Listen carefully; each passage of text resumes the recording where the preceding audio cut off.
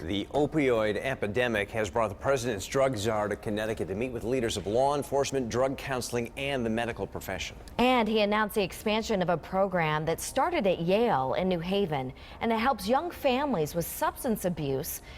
And those issues often then trouble the young kids in the home as well. Chief Political Correspondent Mark Davis joins us live tonight with more. Mark? Hi, Ann and Darren. Good evening, everyone from the Hartford newsroom.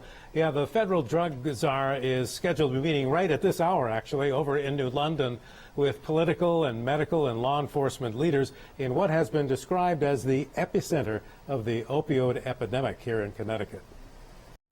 Drug overdoses have now overcome car accidents as a major cause of death.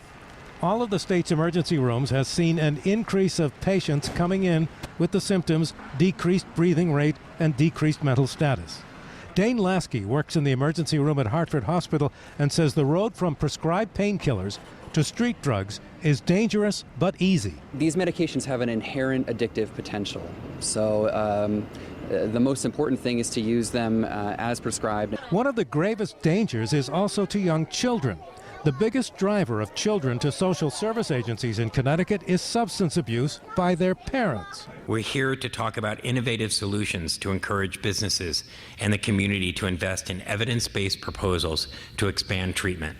President Obama's drug czar is in the state today and announced that a program started by the Yale Child Study in New Haven will be expanded to help many more families where a parent has a substance abuse problem.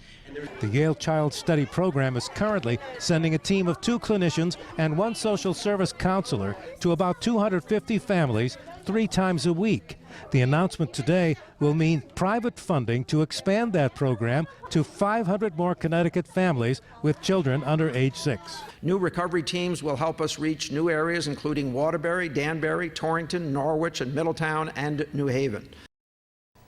Now, this will be paid for with private funding, with something they call social impact bonds. The investor actually gets the money back with interest paid by the state because the state ends up saving money with fewer children in state aid. Live from the Hartford newsroom, Mark Davis, News 8.